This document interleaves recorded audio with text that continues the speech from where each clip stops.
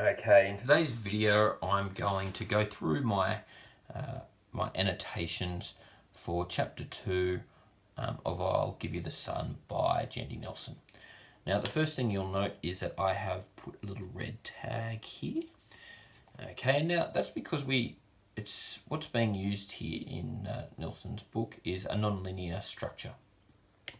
So it doesn't just go in a straight line. Instead, the story jumps around, goes backwards and forwards in time. So this one, the story jumps forward 3 years. So first chapter 1 was, we had Noah narrating.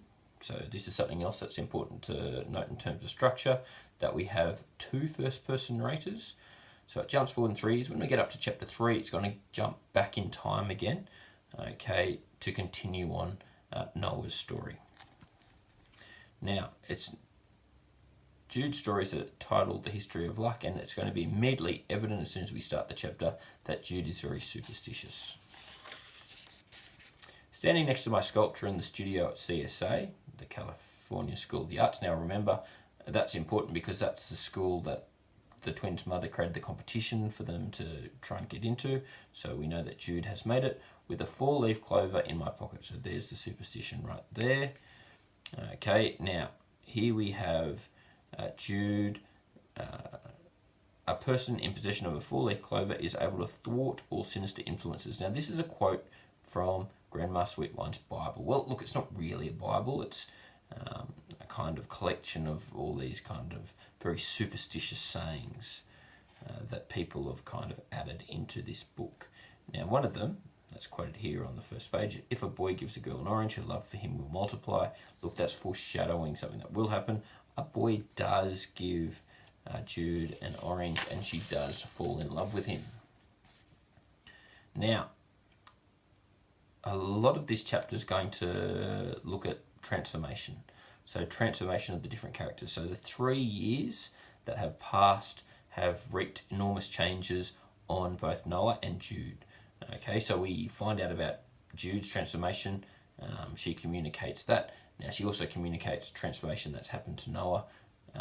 So we're seeing that transformation through her eyes. So remember chapter 1, Jude, very, very popular. That's how Noah describes her. Now, every last one of them ready to suffocate me with a pillow. California School of the Aliens. It's Noah who belongs at this school, not me. So we have this theme of not belonging. So in chapter 1, Noah didn't feel like he belonged because of his sexuality, because of his kind of considering himself to be a broken umbrella, not to be a proper man. And we have Jude, who doesn't feel like she doesn't belong at the art school that she attends. Okay, now, in chapter 1, we had Noah foreshadowing his mother's death, saying that the sun would go out. Here we have the actual death. Mum's odd watch, she was wearing it when her car sailed off the cliff 2 years ago, killing her on impact. So this pivotal moment happened 2 years ago, sandwiched between the twin stories. Okay, chapter 1 and chapter 2. Okay, we have the motif of games. We learn more about Jude. She's known as CJ, which is short for Calamity Jane, because she has bad luck. Okay, so again, that goes back to the title of her chapters. Now, in chapter 1, she was very interested in boys. However, now she has a boy boycott on. She has boy blinders. In chapter 1, she wanted to be noticed, and that's how Noah described her. However, in chapter 2, 3 years on, she wants to be invisible, to disappear into thin air. So she cuts off her hair, she hides her tattoo, and she wears only oversized jeans and sneakers, and she stays quiet. Now, we're going to have all these mysteries kind of peppered throughout here. Now, Nelson is doing these very deliberately. I mean, obviously, you want the reader to be curious. You want the reader to keep reading, to want to find out what's happened. And this starts here. Doesn't anyone have a dead mother angry enough at them to rise from the grave and break their artwork? So this immediately sparks questions. Why does Jude think her mother is angry at her? What did she do? Okay, we have this theme of the supernatural throughout Jude's chapters. There's going to be reference to ghosts, to her mother's ghost, who's an angry ghost, and also to Grandma Sweet One, who Jude thinks is her only friend. So again, we have this real transformation for Jude, going from popular to someone who has an imaginary friend, and there will be a quote further on that really communicates that well. Now, although she's in this very dark place, Jude remains a very kind individual. Now, something that Nelson does here is the classic writer, good writing, show, don't tell. She doesn't just say that Jude is kind. She describes this situation with fish. She just always seems so sad under all the ghoulish makeup. And Jude hides some charms in her pocket for luck. We also find out that Jude is a hypochondriac. So here we have Mum is not a friendly ghost. Now here we have transformation again. Sandy sighs because I'm disturbing him. I disturb people I've noticed didn't used to. Notice here the syntax. These aren't full sentence. What Nelson is doing here is she's capturing the actual mind of a teenager. Now, people don't actually talk or think in full sentences. Okay, so in writing like this, and didn't used to, and having this interesting syntax, or these non-full sentences or non-sentences, she's capturing the mind. It's the voice of Jude. Notice also up here that we have reference to Michelangelo's David, which was a motif that was also noted by Noah in chapter 1. Okay, definitely highlight this line. It is a really important metaphor. Like I'm doomed, shoved out of the airplane without a parachute because mothers are the parachutes. Okay, now later on in this chapter we're going to have Noah jumping off Devil's Drop, and he seems to float down because his mother is lifting him down. She is being a parachute. Now, Jude is plagued by guilt. I think how much Noah deserves my spot. Isn't that what Mum's ghost is telling me by breaking everything I make? Jude is really guilty that she's made this art school that she's in and Noah isn't. Okay, and again, we have this declarative statement here where Jude says, I don't belong here, Sandy. So again, this theme of not belonging. Now here we have another mystery. Sandy explains that Jude actually, they accepted her because of the photographs of the sand sculptures that she made. However, she didn't submit these photographs. She doesn't know who did, and this will be something that's revealed later on in the story, as all the threads kind of are connected. I need to work in stone. There is something I need to make. So again, this is that motif of David. I tell him, I feel wild, like I'm gulping for air. Badly, I've wanted to make it since I got here, but I couldn't bear it. If Mum broke it, just couldn't bear it. Now, when we have protagonists, they always want something. And this is what Jude wants. I'm going to communicate with her, and then just maybe she'll forgive me. Mother-daughter reconciliation. So what Jude wants is she wants to reconcile with her mother. We're not quite sure what she's done. Okay, again we have mystery. Now, I'm not quite sure how to pronounce his name. I'll call him Garcia. But very deliberately, we have Nelson being very slow to reveal what his name is. We have an art illusion, Rodin's lovely romantic sculpture, The Kiss. Okay, now it's really important here.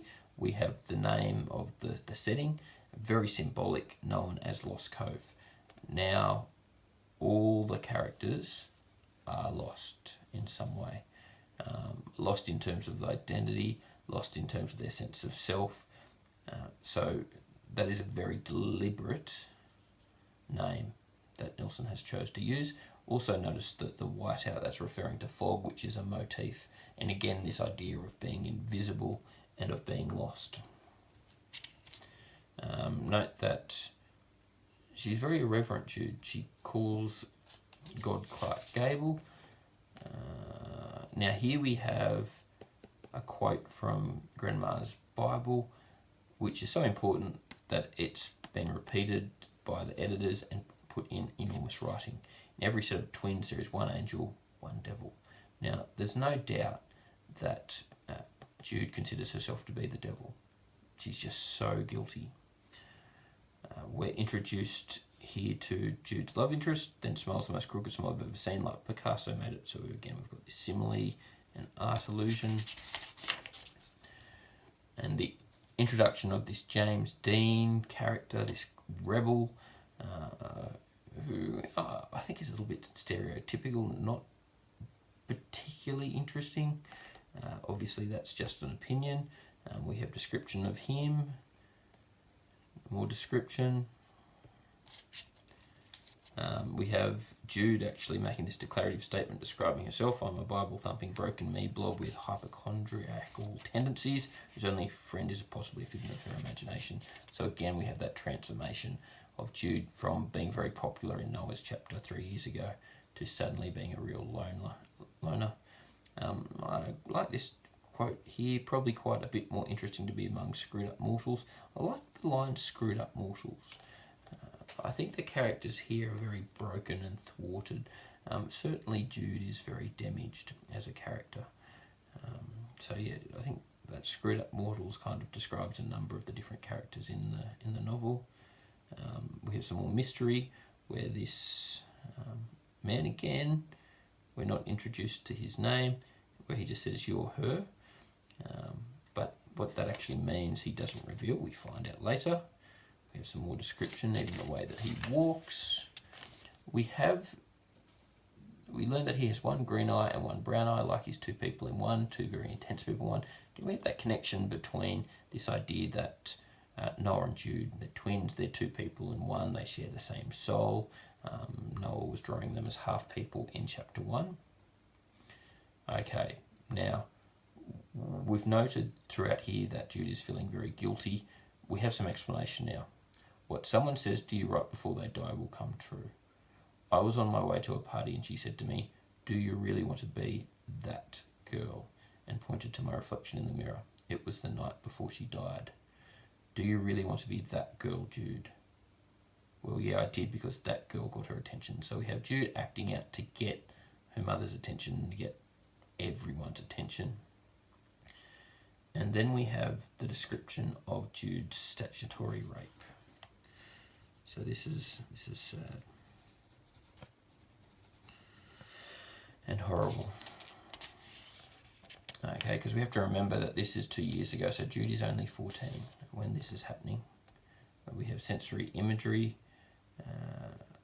and a technique that Nelson uses here is suddenly she starts writing in very, very short sentences and one sentence paragraph.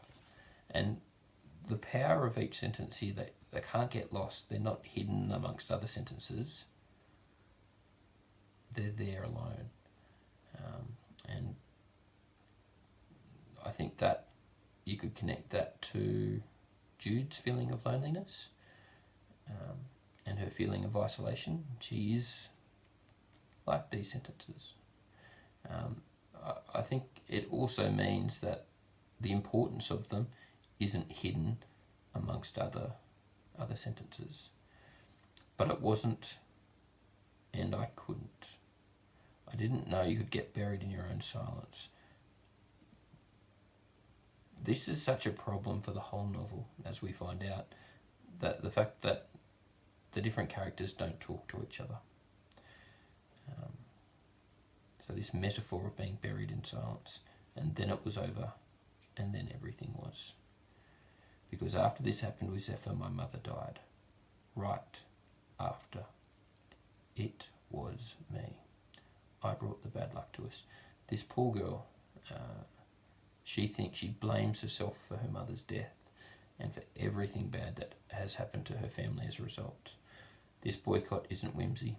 To me, boys don't smell like soap or shampoo or cut grass or sweat from soccer practice or suntan lotion or the ocean from hours spent in the green curl of a wave anymore. They smell like death.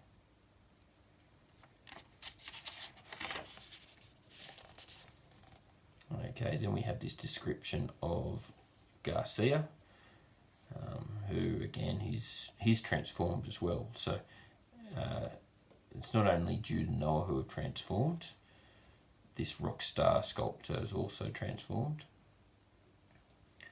And we have description of him. Okay, this idea of fog and invisibility and no one knowing each other and being lost. Okay, and then we have a text message that takes Jude to Devil's Drop because Noah's going to jump off. And here again, we're seeing a real transformation for Noah, because remember in chapter 1, he was mortally afraid of being thrown off Devil's Drop. And there were all these things he wanted to protect his mind. But now he actually actively wants to do it himself. And the last time he did it, at least the last time Jude went into the water, and remember this is translation for her because she loved the water, was to save Noah, because he almost died jumping off it. And we have a description again of Lost Cove, the pressure that is on Jude on page 68, you are your brother's keeper, dear. And again we have this really, really powerful metaphor. Guilt is a prison. And I think this really encapsulates Jude in this chapter. She's so guilty and she's so imprisoned by that guilt. He slows down. The reason he slows down is that idea that mothers are parachutes and that his mother is kind of holding him up as he's jumping off. She's looking after him. Again, the transformation with Noah through Jude's eyes, and also the transformation for the twins' relationship. He's become normal. Our twin telepathy is long gone. When Mum died, he hung up on me. So this fractured relationship, which has happened after the death of their mother. We avoid each other, worse, repel each other. So this is such a transformation from the smush in chapter 1. I want to grab my brother's hand and run back through time, losing years like coats falling from our shoulders. Okay, so in terms of, well, what does Jude want? She wants to reconcile with her mother, but she also wants to reconcile with Noah. Their relationship has been terribly damaged. Okay, so what you need to do now, you've been busy highlighting and annotating, is I want you to do the activity that I did for chapter 1, word, phrase, sentence. I want you to identify a word that captured your attention or struck you as powerful. I want you to identify a phrase that moved, engaged, or provoked you. I want you to identify a sentence that was meaningful to you, that you felt captured a core idea of the text. And that's it. Thank you so much for watching.